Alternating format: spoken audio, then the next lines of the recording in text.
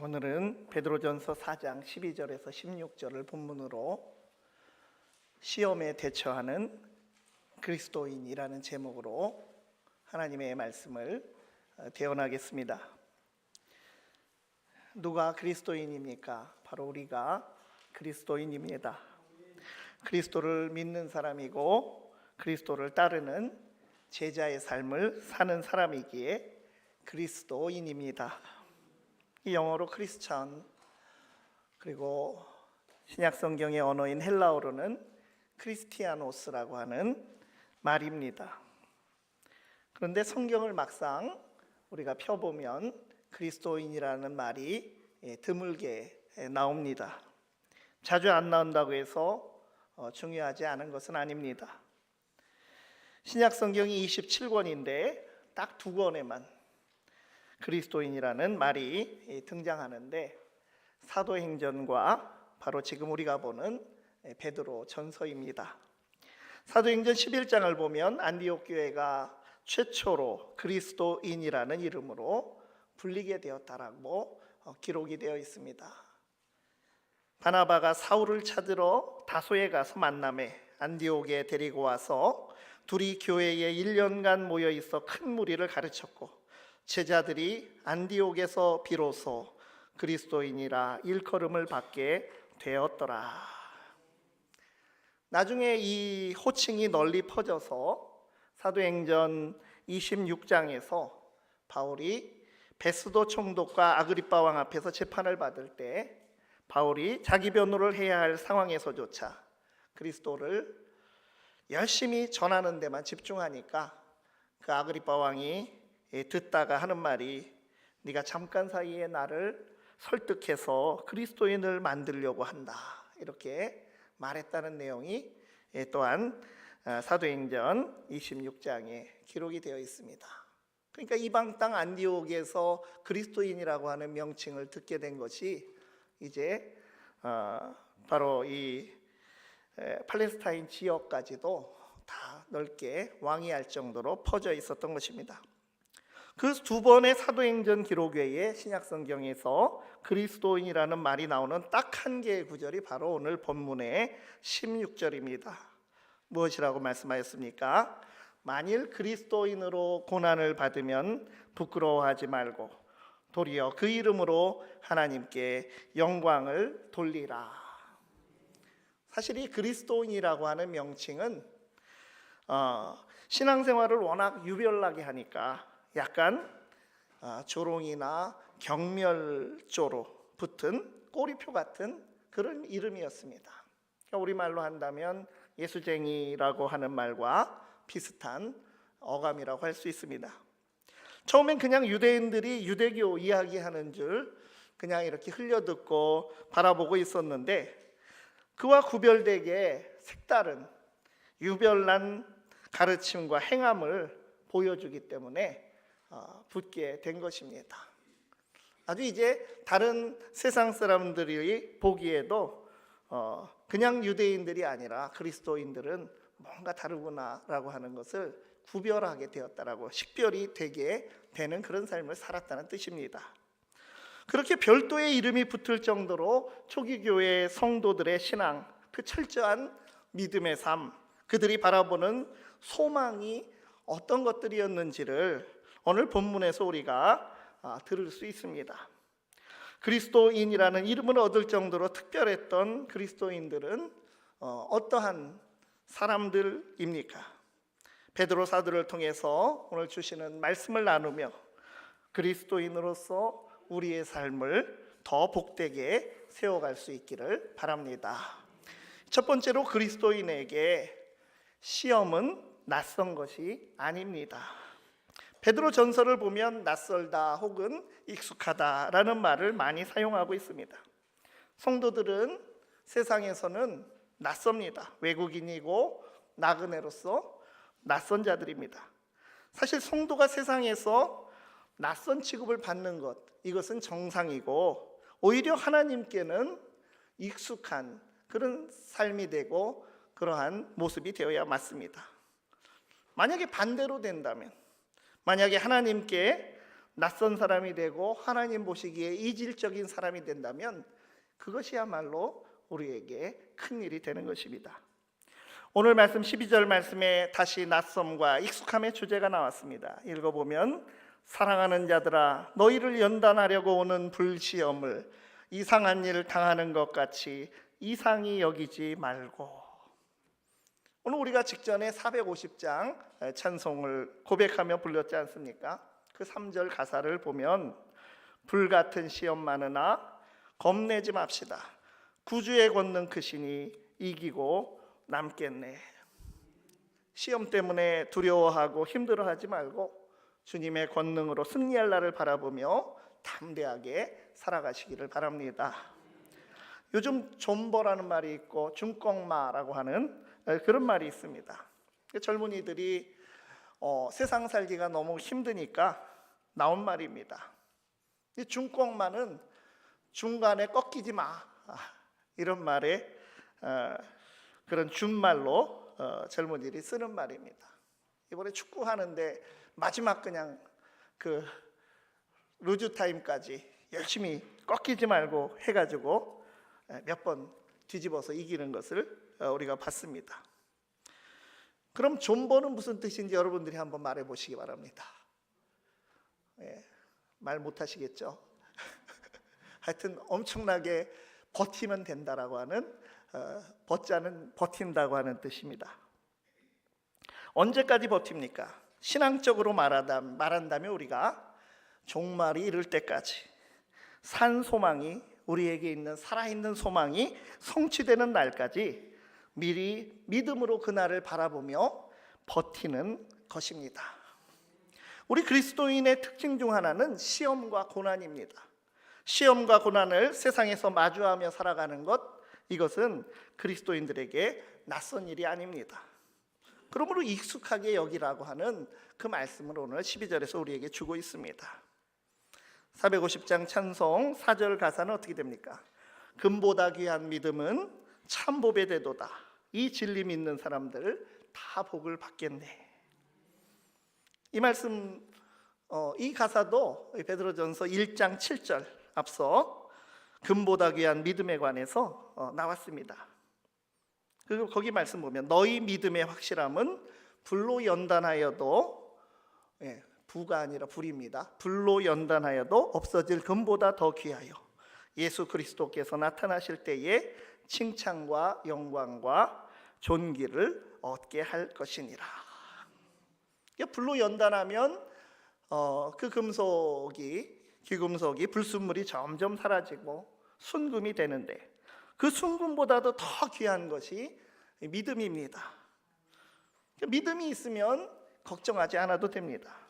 모든 영광과 권능을 가진 하나님께서 우리를 부르셨고 지금도 우리를 능력으로 보호하시고 이를 통해서 불에 녹아 없어질 금보다 더 귀한 그 믿음으로 연단시키시는 중이시기 때문입니다. 어떠한 고난 가운데 있으십니까? 이것은 어떠한 고난이든 주님 안에서 통과하고 있는 시험입니다. 시험을 이기고 금보다 귀한 믿음의 결과로 주시는 참복을 우리가 경험할 수 있기를 바랍니다. 예수님께서 이 고난과 시험의 길을 먼저 가시고 부활의 영광을 얻으셨습니다. 우리도 따라갈 고난과 영광의 길이 바로 그 길입니다. 정말 이 끝으로부터 바라보고 끝으로부터 시작하는 삶, 그것이 바로 소망의 삶입니다. 우리가 고난을 익숙하게 여겨야 하는 것은 세상이 이상하게 여길 정도로 우리는 주 안에서 새롭게 된 사람들이 바로 우리 그리스도인이기 때문입니다. 현대인들이 참 유행을 따르며 그 트렌드에서 뒤처지지 않으려고 노력하면서 살아갑니다. 그러나 세상이 낯설어해야 마땅한 존재는 바로 그리스도인입니다. 우리가 그렇다고 촌스러운 모습으로 살라는 것도 아니고 우리가 세련된 사람이 되고 세상 유행도 따라잡으며 멋지게 사는 것도 좋지만 그러나 좀 그렇지 못해도 괜찮다라고 하는 것입니다. 진짜 최신이 무엇인지, 진짜 최신의 우리가 따를 유행이 무엇인지를 우리는 알기 때문입니다. 가장 앞선 유행은 하나님 나라 유행임을 믿으시기 바랍니다. 하나님 나라의 가치가 지배하는 세상이 이루어지고 그것이 가장 최종 목적지가 되고 이 세상에 일어나는 모든 일들 중에 가장 최신의 사건이 될 것입니다. 반드시 하나님 나라가 올 것입니다.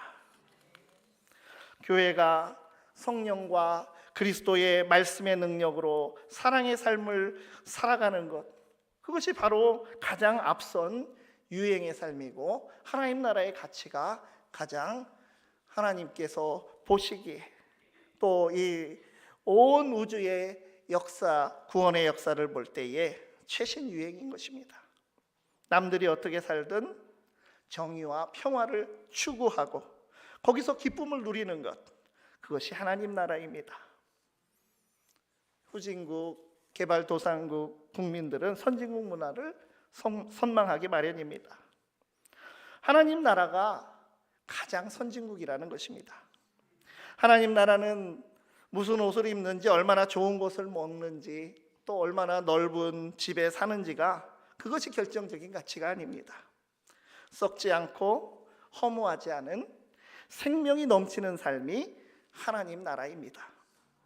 예수 그리스도를 통하여 이미 그 나라는 이 땅에 이미 열렸고 임하였습니다. 완성되는 최종 목적지까지 그리 멀지 않습니다. 바로 그 트렌드에 우리는 올라타고 가는 것입니다. 세상이 낯설게 느껴져도 괜찮습니다. 세상에서 만나는 시험과 고난이 비록 힘들어도 믿음을 연단하는 용광로인 것을 알고 담대하시기를 바랍니다. 두 번째로 그리스도인은 오히려 시험을 기뻐합니다. 13절 말씀에 오히려 너희가 그리스도의 고난에 참여하는 것으로 즐거워하라. 이는 그의 영광을 나타내실 때에 너희로 즐거워하고 기뻐하게 하려 함이라. 그러니까 그리스도인이 시험에 대처하는 자세 첫 번째는 낯설어하지 말고, 그 시험을 낯설어하지 말고 익숙하게 여기라는 것이라면, 시험에 대처하는 그리스도인의 자세 두 번째는 기뻐하라고 하는 것입니다. 왜 그렇다고 합니까? 그리스도께서 영광을 나타내실 때가 반드시 오기 때문입니다. 그리스도께서도 이 세상에서는 고난을 통과하셨습니다. 죽으셨지만 부활승천하시어 하나님 우편에 앉으시고 모든 입으로 주님이라 고백하도록 높임을 받으시고 영광 가운데 계십니다. 이제 그 영광을 나타내시며 다시 주님께서 오실 것입니다. 세상의 시간표대로는 우리 중 그 전에 먼저 가셔서 그분의 영광을 먼저 경험하실 수도 있습니다. 그렇게 마지막 때 정말 재림의 날에 대한 소망, 그 끝에 대한 소망을 정말 생생한 소망으로 우리가 가지고 살아가면 기뻐할 수가 있습니다. 세상 사람들은 그런 소망이 없으니까 그냥 자기 제각기, 자기 소견대로, 제멋대로 그럴듯하게 살지만 믿는 우리는 다릅니다. 시험이 와도 기뻐하고 즐거워할 만한 소망을 굳게 붙드는 자들이 되어야 합니다. 그런데 그 소망을 잃고 살아가니까 우리 삶이 불균형해지고 문제가 발생하게 되는 것입니다. 그리스도인이 그리스도 중심으로, 그 이름에 맞게 그리스도 중심으로 살아야 하는데도 종말의 영광을 나타내실 때를 강력히 소망하며 살아가야 하는데도 오늘 지금 여기만 바라보고 살기 급급하면 우리가 기뻐하기가 어렵습니다. 주객이 전도된, 거꾸로 된 삶을 살면 기쁨도 즐거움도 어렵습니다. 믿음, 구원, 그리스도의 보혈, 하나님의 영광과 권능, 이 모든 것이 오늘 여기서 내가 더 잘 사는 일을 도와야 하는 그런 부차적인 요소다, 그런 재료로 사용된다라고 생각하는 그런 현세적인 내 중심의 신앙생활을 살아간다면 그러면 되질 않습니다. 예수님 믿고 복 받는데 그 복을 무엇으로만 생각합니까? 예수님 믿는 것도, 교회를 섬기는 것도, 또 교회의 목표도 전부 다 잘 먹고 잘 살자고 하는 그런 일이라고 생각하고 있으면 그리스도의 길에서 벗어나 있는 것입니다. 그리스도의 길에 서서 고난과 시험을 낯설어하지 말고 또 힘들어하지 말고 믿음으로 정면 돌파해서 극복하고 잠깐 뒤에 올 영광을 바라보며 살아가다가 마침내 영광의 나라를 누릴 수 있는데 그 길에 서 있지도 않으면 힘들 수밖에 없습니다. 우리는 고난을 바라보는 시각을 바꿔야 합니다. 주 안에서의 시험으로 바라보며 믿음과 소망으로 서로 사랑하면서 이겨 나갈 수가 있습니다. 우리가 당하는 정말 너무나 힘들고 그래서 부르짖으며 견디고 있는 고난을 지금 과소평가하고 과비해 여기는 그런 의미로 하는 말씀이 아닙니다. 또한 이 세상에서 살아가는 이 삶을 무시하거나 소홀히 하는 것을 말하는 것이 아니라 정반대입니다. 심판에 대해서, 종말에 대해서, 영원한 나라에 대해서 깨어있는 소망을 가진 사람만이 이 세상을 하나님의 뜻대로 지나갈 수가 있습니다. 우리는 가장 귀한 것을 가진 사람들입니다. 세상 것 가지려고 하기보다 주님을 얻으면 모든 것을 가진 것입니다. 하나님 나라를 가진 자만이 이 땅에 속한 모든 것을 하나님의 영광을 위하여, 이웃을 사랑하는 위하여 사용할 진정한 자유를 얻게 됩니다. 모든 것을 가진 자가 모든 것을 내어놓을 수 있듯이 고난과 시험을 바라보는 관점을 바꾸고 하나님 나라를 우리가 선택해야 합니다. 얼마나 힘든 일이 많으십니까? 그래서 믿음이 더 필요하고 더 사랑해야 하고 더 소망을 붙들어야 합니다. 그런데 힘드니까 모든 것을 가졌는데도 가졌다는 믿음이 희미해지고 나눠질 사랑이 없어지고 눈앞만 보게 되고 자꾸만 반대로 하게 됩니다. 고통이 없는 고난이면 얼마나 좋겠습니까? 하지만 고난은 힘들어도 이상한 것이 아니라 자연스러운 것이고 이미 극복과 승리가 예정된 잠정적인 그 시간이라고 하는 것입니다. 고난 자체가 우리가 그리스도인이라고 하는 것, 그리스도의 것이라고 하는 증거가 되고 있습니다. 불같은 시련을 두려워하지도 이상하게도 여기지 말고 믿음의 주요 온전하게 하시느니 부활의 첫 열매이신 주님을 바라보는 소망으로 오히려 기뻐하며 즐거워할 수 있기를 바랍니다. 세 번째로 그리스도인은 시험으로 인해 복이 있는 자입니다. 찬송가 450장 3절 4절 가사 다시 떠올려 보시기 바랍니다. 불같은 시험 많으나 겁내지 맙시다. 금보다 귀한 믿음은 참복의 대도다. 이 진리 믿는 사람들 다 복을 받겠네. 시험을 연단으로 알고 믿음으로 통과하고 있는 삶이 바로 복입니다. 예수님의 산상설교에서 팔복선언의 마지막 8번째 복은 이렇게 길게 확장이 되어 있습니다. 나로 말미암아 너희를 욕하고 박해하고 거짓으로 너희를 거슬러 모든 악한 말을 할 때에는 너희에게 복이 있나니 기뻐하고 즐거워하라. 하늘에서 너희의 상이 큼이라. 너희 전에 있던 선지자들도 이같이 박해하였느니라. 이 산상설교의 말씀과 똑같은 말씀이 바로 오늘 본문 14절 말씀입니다. 너희가 그리스도의 이름으로 치욕을 당하면 복이 있는 자로다. 영광의 영 곧 하나님의 영이 너희 위에 계심이라. 그리스도인, 그리스도의 이름을 달고 살아가는 그리스도인들이 그리스도의 이름으로 모욕을 당하면 하나님께서 그리스도의 버금가는 대우를 해주지 않으시겠습니까?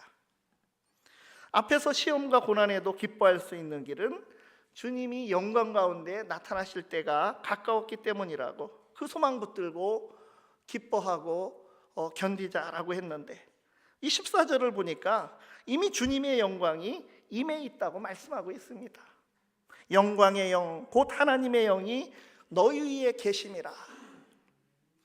예수님이 사적인 삶을 마치시고 이제 공생애를, 이제는 정말 그 사명을 받들어야 되는 그런 때가 와서 세례를 받으셨을 때도 아버지 하나님의 기뻐하는 자라 이런 음성이 들리고 성령이 비둘기같이 그 위에 임하여 계신 모습이었습니다. 영광의 영, 곧 하나님의 영이란 바로 성령을 말합니다. 우리는 다 성령을 받았습니다. 그래서 이렇게 주님 영접하고 이 자리에 앉아 있는 것입니다. 로마서 8장은 성령의 처음 익은 열매를 받았다고 표현하였는데, 하나님께서 베푸실 최종적인 구원을 보증하는 첫 열매와 같이 성령이 우리에게 임하여 있는 것입니다. 앞에서 노아 시대의 구원의 그 방주 이야기를 베드로가 한 적이 있습니다. 방주는 홍수 무리에 떠다니다가 언젠가 최종 목적지인 마른 땅으로 이제 도착해야 하는 것입니다. 그 전까지는 무리에 있을 수밖에 없습니다.